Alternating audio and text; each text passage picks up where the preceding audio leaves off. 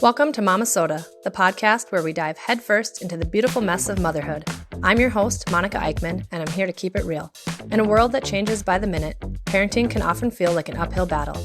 We all want what's best for our children, but what that best looks like varies for every one of us. Momma-Sota is your passport to the unfiltered, unapologetic world of mommy. No perfectly edited snapshots or unattainable ideals here. We're here to share the ups and downs, the triumphs and tantrums, the mess and the beauty of being a mom. Join me as we explore the raw and authentic side of parenting. This is your safe space to vent, laugh, and learn as we navigate the unpredictable journey of raising strong, capable, and independent children for the future. Hey Mama, welcome to today's episode of Momma-Sota. Of course, it's me, your host, Monica Eickman. I'm a stay-at-home mom to three with a fourth on the way while we're recording here. But when this releases to you, we'll probably have an 8-year-old, 5-year-old, 2.5-year-old, and a newborn. With children, there often comes the question of when to travel, where to go, and how to afford such experiences. We can get stuck doing nothing because we're always waiting for that right time. Joining us today is special guest Heidi Hauck. She is a mother of two with a motto of adventures over things.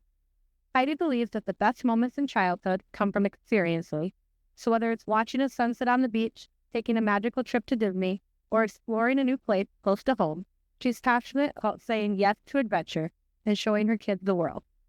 Welcome, Heidi, and thank you so much for joining us today. Thank you so much for having me. Now, aside from adventure for you and your family, you also help other families take the stress out of travel from packing, planning, scheduling, all of that good stuff. But before we kind of jump into some of that, just tell us more about you, where you come from, and your family. I grew up in Minnesota. I left for a little bit and went to college in Iowa, and then came back to Minnesota and started working and having a family. I have 2 kids. I have an 8-year-old and a 10-year-old, and we have been adventuring near and far since they were babies. I loved getting out of the house when they were younger. I loved going to do new things, whether it was just a park down the street or getting out around the Twin Cities or Minnesota. I really have a passion for adventuring, as you have already said. It's just been fun to show my kids the world. I didn't grow up experiencing that, and so it's something that I really instilled in my kids, and they've loved doing. So I think as moms, like I said, we often get caught up in that daily routine, especially with, work and the meals and the school, like the stuff that has to happen. Yeah. What inspired you to prioritize experiences? I think a couple things. One, I don't like having a messy house. And my kids were little, I realized, we get out of the house, I'm not going to have clutter and toys everywhere. And it was fun to take the mess somewhere else because I didn't have to clean it up. Another thing that is a huge priority to me to get out, I think just because I didn't have that growing up. We didn't get out a lot. We didn't travel. I mean, we went up north a little bit, but it was something that I didn't grow up doing. So it's been fun to do that with my own kids, especially because something that I never got to do as a kid. I think that a lot of times as parents, it's either we do things very similar to how we grew up, or we look for what was I missing? For sure. And so what would be, and I think a lot of moms also can relate to not finding that messy house, but get out from under that. Oh my gosh. But so there's the overwhelm and the overstimulation of the messy house. But then I think then moms also hit that hurdle of feeling overwhelmed, leaving the house, of where to plan, how to pack, all the unpredictability. Yeah. So what do you say to the moms to kind of overcome that hurdle? I think it can be overwhelming at first because you see people posting on social media going to do all the different things. And I feel like as a new mom, you're kind of like, where do I start? What is a good age to start? And for me, we just started going to the park, going to different parks around our town. And then I started venturing out a little bit further, play spots, play cafes, going to the children's museum. And I think once I started venturing out more and more, it just got easier for me. And sometimes I love social media, but sometimes social media can be so hard because I feel like people see people doing things all the time and they want to go do all those things, but some of those things cost money. And sometimes I'm like, just go to the park. It is free. And your kids are going to remember that the same way they would remember if you took them to a museum and spent $40. And that's so true. And I think, like you said, and what comes up frequently on this show in many different facets of life is like the blessing and curse of social media. Yes.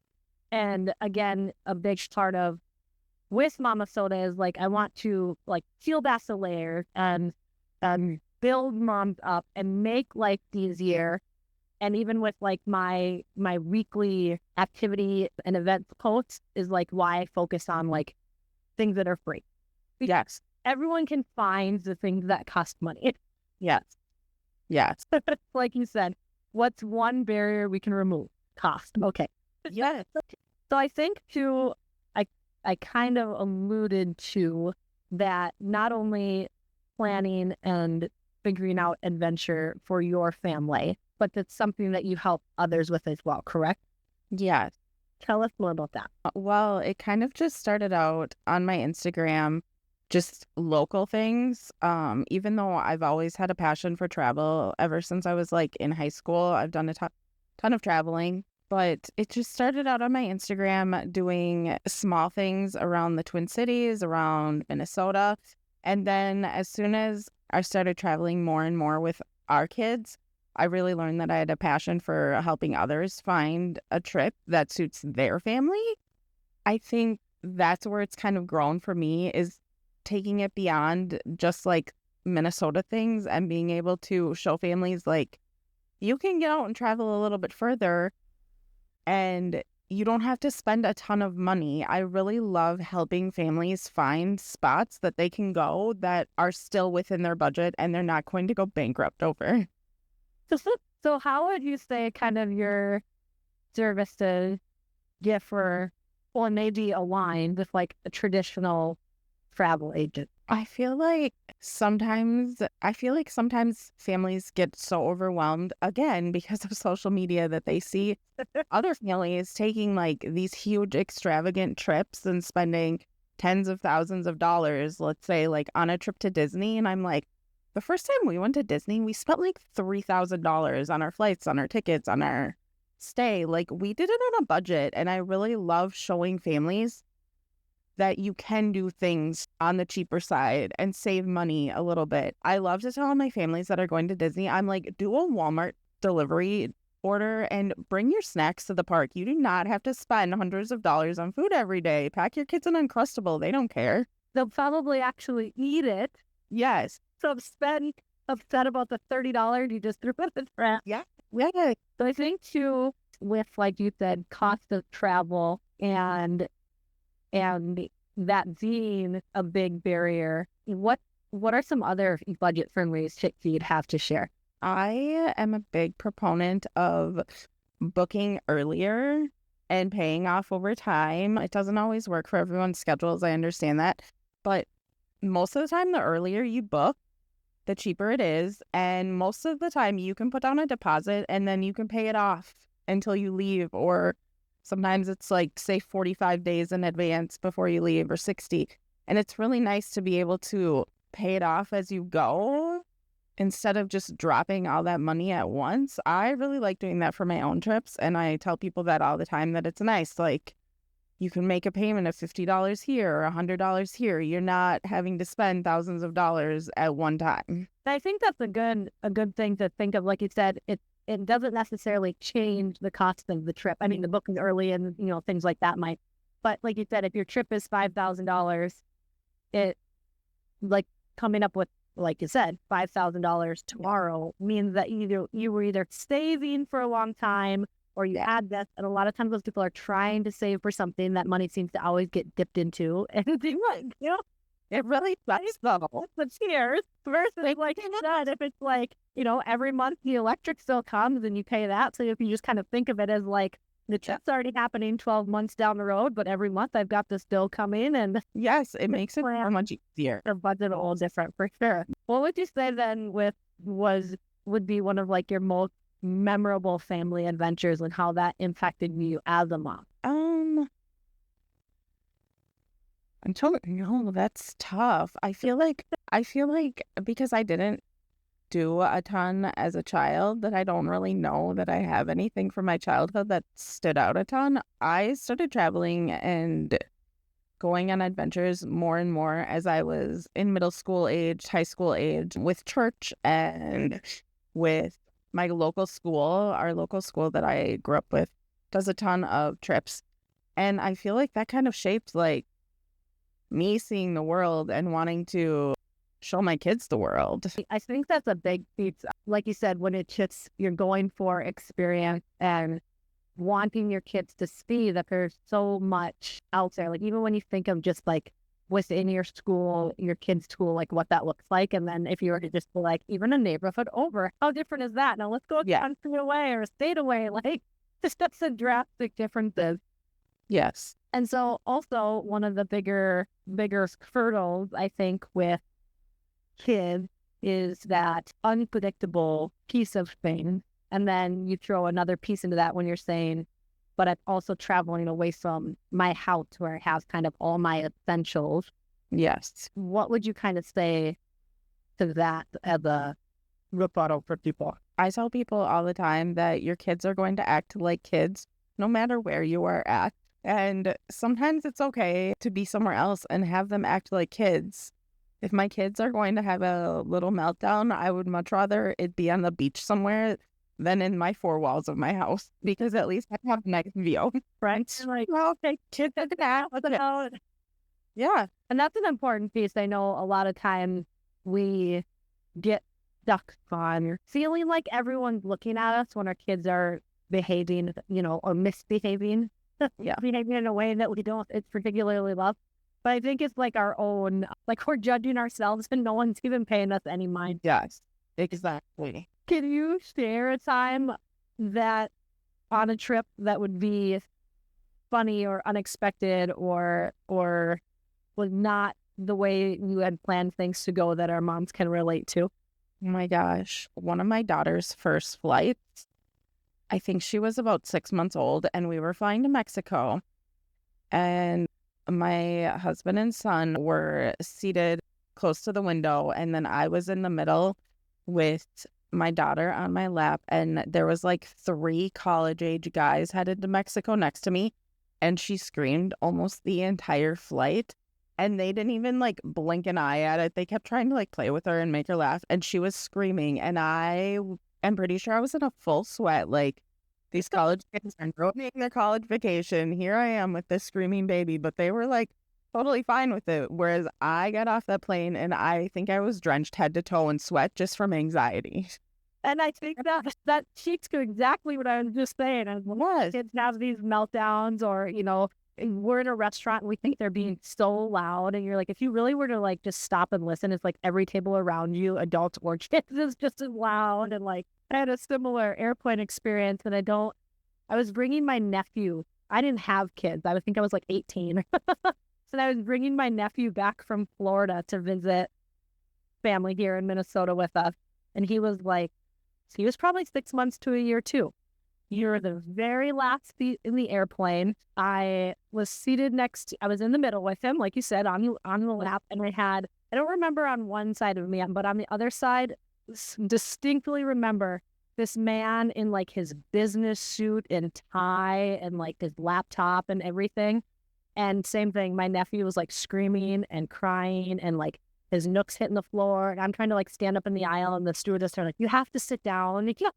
And I think the same thing, the businessman was like one point on his hands and knees, like finding the nook under the seat for me. And I'm mortified. And he's just, I know, no big deal. Like, what can you do? It's a baby. Like, it's the worst feeling ever, though. So yeah, so you're just like, thank God for the understanding of other people, because like you said, you're just like crucifying yourself. Yeah. And then, all right, I'm back. So another piece of, getting over kind of the hurdles and different things that we seem to, they're real barriers, but we can overcome them is sometimes that timing. So, my kid's too young for this, or, now we have sports, now that they're the right age, now they're in school, or now they have fullest, or now, there's other commitment. What would you kind of say to that piece of thing? I think that there's still plenty of time to travel and adventure during school breaks or around sports. Both of my kids are in competitive sports, and we don't really take our kids out of school anymore for trips. We used to when they were like kindergarten age, but not anymore. And we still get out and travel as much as we can. It was just President's Day weekend, and we were in Florida for a long weekend. We make it work. I always try to talk to our coaches in advance and get a schedule. What? That's okay. Sorry. Pick up from just kind of the long weekend, like with President's Day, and then like speaking with both. We just had President's Day weekend here, so we were able to get away for a long weekend in Florida without disrupting school or any of our sports activities. Can you still hear me, Heidi? Yes, now I can. I keep cutting it. Yes, I put my phone in Do Not Disturb. However, even still, it's my sister's birthday, and not my sister's birthday, my daughter's birthday. And my sisters are trying to call right now, so happy birthday. Okay. And it's still interrupting the recording for some reason. No, that's fine. So one more time, please, if you would. No, that's fine. We just had a long weekend off of school for President's Day weekend. We decided to go to Florida for a long weekend. It didn't interfere with any of our competition sports. It didn't interfere with school. As soon as our sports schedules come out, I really try to talk to the coaches about like when the games are, when the tournaments are, when our gymnastics meets are. And I really try to avoid any of those and just kind of plan around school breaks and all of the sports activities that we have going on. And we are still able to travel quite a bit, even though it's school breaks. It's not always the cheapest because that's when prime airfare is, but you make it work. I think that's true too. We're kind of hitting that phase. Like you had said, you used to pull the kids from school. Look at that. My son is in second grade now. Yeah. So like kindergarten, we did a little bit more. Yes. First grade, I was like, okay, we kind of got to do like the school stuff a little bit. Now, second grade, I think like it will be, like you said, like we extend, same thing. We're extending like this next weekend, and we're just going to cut out like a Friday. Yeah. Or, like an entire week. Yep. Same thing, like we're going to go on spring break this year, which we normally skip spring break, like you said, with higher costs. But yes, yes, it's so true. Like, we are taking our kids out of school like the Friday before spring break because it was so much cheaper to fly out on Friday versus like Saturday or Sunday. And yep. I feel like just sometimes that one extra day of only having to pull your kids out of school for one day really does make a difference in pricing though. Yeah. I think that's just it. It's like finding that balance. Like you said, we can still, school is a priority, but just finding that little bit of like, okay, it's an extra $150 per ticket to cut this one day out. Yeah. Yeah. And I think too, with not always, but a lot of times with school breaks, and I know high school changes that again, but a lot of times when there's the school breaks, there's also like the sports breaks within the same, district and thing like that. That, usually helps with that sort of thing. Yes. But I like the pieces. I want to kind of comment again to mom, just because you haven't necessarily received a schedule or you've been given a practice schedule, once your, child's given a roster and a coach and that sort of thing, doesn't mean that coaches don't have game schedules and tournament schedules. And yes, sometimes because those things are a little bit up in the air. Yeah. Definitely, if you're looking to plan a trip, it doesn't hurt to reach out to the coach and say, hey, we were hoping to go somewhere in June. What, where do we have games or tournaments? Like, they're not going to be upset at you for trying to plan around their stuff. Yeah, it's so They don't have it. They don't have it. And a lot of coaches, I feel like if you kind of keep them in the loop, they will work around it, and they know your schedule, and they might not schedule a tournament that weekend. They'll schedule it another weekend because they haven't had any families that it works with. And that's another important piece, like you said, is maybe you reached out and said, this weekend, and they were looking at this weekend or next weekend, and they're like, okay, well, let's do the other. Like, it doesn't work. That's starting up. Yes. And so along with that, there's also just like travel doesn't like broader spectrum. Like we've used the word adventure, so I don't want everyone to get hung up on like having to be a travel or a vacation. So what would you say are just some simple ways mom can bring more adventure into their daily lives or on those weekends when they have just smaller moments of time? I think it's fun to just schedule like even just a little day trip to the next town over from you. Some of our favorite memories are just going like 20 minutes away, going to a playground, checking out like a cute little bookstore and grabbing ice cream somewhere. It doesn't have to be anything like major and planned out, but maybe instead of just stopping at a park, you add in a trip to the ice cream shop or a trip to a cute little bookstore or toy store. And it turns into a fun day trip instead of just one thing. And I think that's super true. My husband and I have had this conversation multiple times, is some of our favorite things to do when we do take bigger trips is like to find a waterfall or whatever, mountain or scenery or state park, or not necessarily state park, but just, a space to hike and see those sorts of things. And then we say, well, we live and have grown up in Minnesota our entire lives, and we have never been to this waterfall or this state park or this, right, like you said, right in our own backyard. Yeah, for sure. And I think, that's an important piece to remember. It's just like, what beauty do we have right around us? What simple things, like you said, even the playground or the park. Like, yes, maybe your kid is bored walking to the park that's down the street because you've been there 500 times. It's true. But drive 10 minutes away and now everything's new.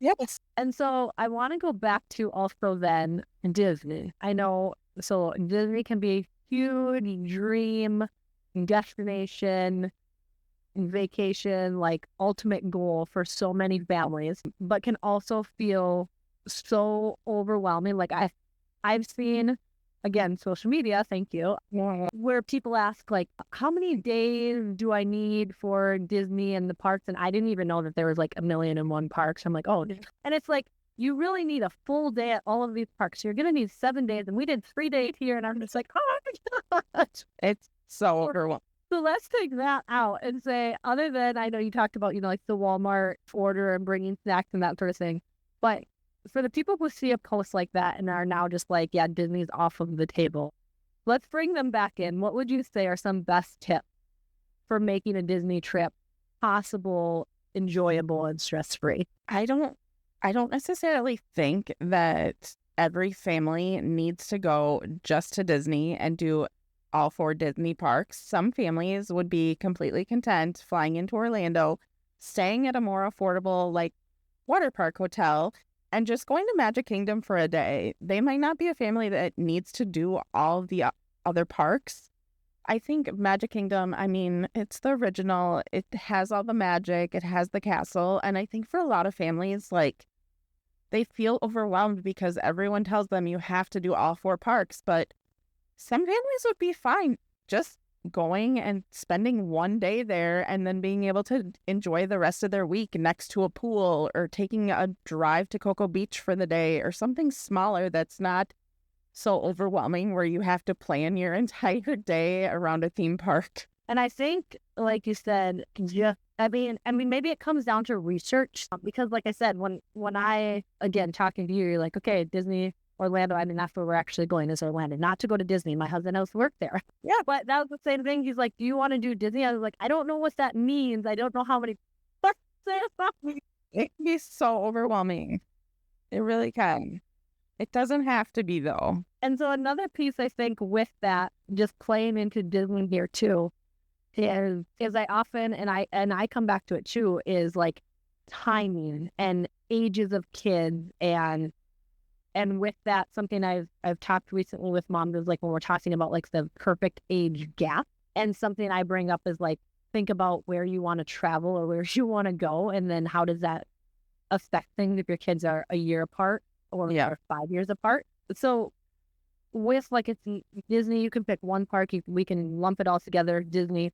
What would you say as far as that when parents are trying to figure out that right time again or the perfect ages? I feel like if it's a family that really wants to be one and done with a Disney trip and not go back, I don't necessarily think it's about ages. I think a lot of it to me is about the kids themselves and how they feel about theme park rides and also how tall they are, because a lot of the rides do have height restrictions. And I think if you really want to be one and done on a Disney trip, I would probably wait until kids are like 44 inches at least. I know like Disney has the magic at every age, but if I knew I was going to go to Disney one time with my kids, I would have absolutely waited until they could for sure ride all the rides, just because I know it would be our one trip there and we would be done. So that's my advice. So, and I like that because I think again, like you said, a lot of times